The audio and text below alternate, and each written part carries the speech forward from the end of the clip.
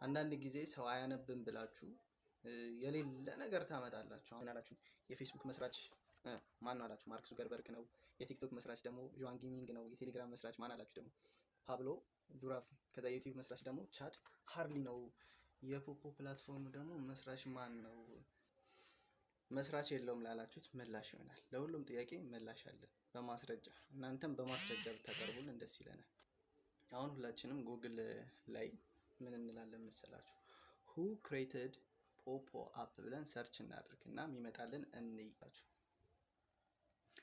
ምንድነው የሚለው? ክሪስ ዊሊያም ኤንድ ማይክ ቬን founded the popo app in 2006 ይላል። ይሄ ማለት ቢፎር 19 years ነው ፋውንድ የተደረገው ይሄ ነገር ክሬት የተደረገው። ከ19 ዓመት በፊት ክሪስ ዊሊያም እና ማይክ ቬን በተባሉ ሰዎች ፖፖ ፕላትፎርም ክሬት ተደርጓል። ከዛ ምን ይላል?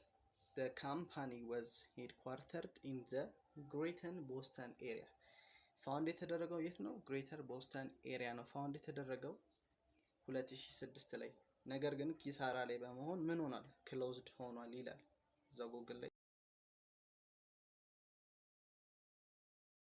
ሪሊዝ ተደረገ መቼ? በ2022 ድጋሚ ሪሊዝ ተደረገ። ያኔ ብዙ ነገሮችን አሻሽሎ ያው እንግዲህ ፖፖ ፕላትፎርም የምትጠቀሙ ታውቁታላችሁ። የቲክቶክን፣ ፌስቡክን፣ ኢንስታግራም እነሱ ጭምቅ ውህድ ነው።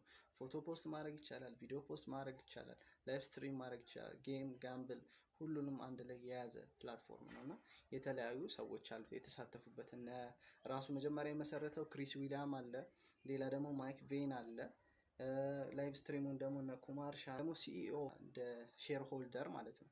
እነሱ ለአንድ ላይ በመሆን ድጋሚ 2022 ላይ ሪሊዝ ዳረጉት ማለት ነው። ጉግል ላይ ሳትወጡ እዛው ላይ ወረታች ስትወርዱ ፖፖ ፕላትፎርም ማለት ምንድነው ብሎ ባጭሩ ያስቀምጣል። ኢንትሮዳክሽን ታስቀምጣለች ትንሽዬ።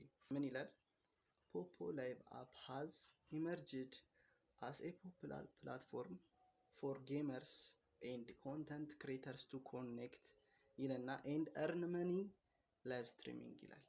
ይህ ማለት ምንድነው? ፖፖ ላይቭ አፕ ምንድነው? ፖፑላር ፕላትፎርም ነው። ለጌመሮች አሉ እዛ ጋር ላይቭ ስትሪም የሚያደርጉ ሰዎች አሉ እዛ ጋር።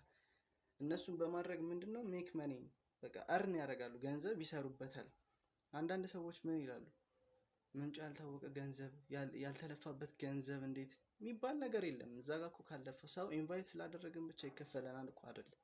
ላይቭ ስትሪም ላይ ሰዎችን አስተምረህ እነሱ በስትክክል ሲሰሩልህ እኮ ነው የሚሰጥልህ። ያውም እየከፋፈለ ከ7 እስከ $14 ይሰጣል ይባላል በአንድ ሰው አይደል?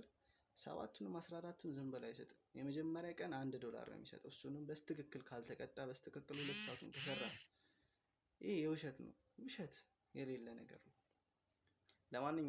ለማንኛውም ለዚህ ጥያቄ መልስ ይሆናል። ያው ቪዲዮ እንዳይረዝም ብዬ ነው። ለዚህ ጥያቄ መልስ ነው።